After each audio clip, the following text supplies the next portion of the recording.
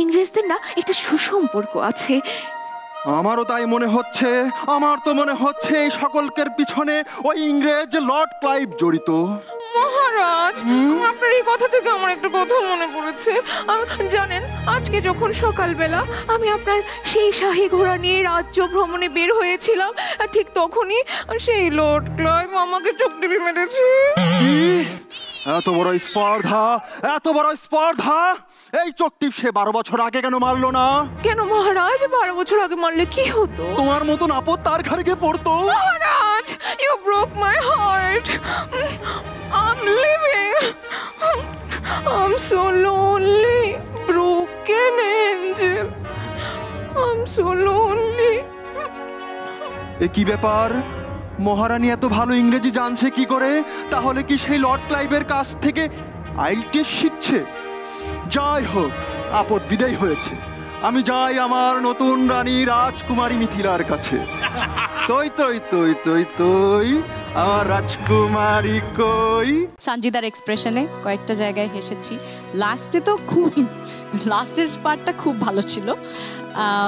আর শিমুলেরও কয়েকটা পাঞ্চ আমার ভালো লেগেছে। First was a very good punch, মানে যেটা কন্টেম্পোরারাইজ করে। কমেডি সবসময় একটা গুণ থাকে যে যত বেশি কন্টেম্পোরারির সঙ্গে মানুষকে মিলিয়ে ধাক্কাটা দেওয়া যায়। That is a good punch. সঞ্জিদার অভিনয় ভালো লেগেছে।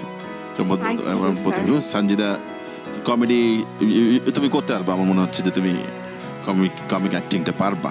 প্রত্যেকটা এক্সপ্রেশন মানে সুন্দর ছিল, মানে বডি ল্যাঙ্গুয়েজ থেকে শুরু করে কমেডি করলে যে একটুখানি অন্যরকম হয়, এবং গল্পটাও খুবই মজার ছিল এবং আমি খুবই এনজয় করেছি। সঞ্জিদাকে খুবই ভালো লেগেছে, শিমুলও খুব ভালো করেছে। I enjoy it. তারপর কাপল ডান্স। আমি যখন রাতে বসি বন্ধু বাজাও বাঁশি, রান্না বাড়া ফেলে আমি কেমন করে হাসি।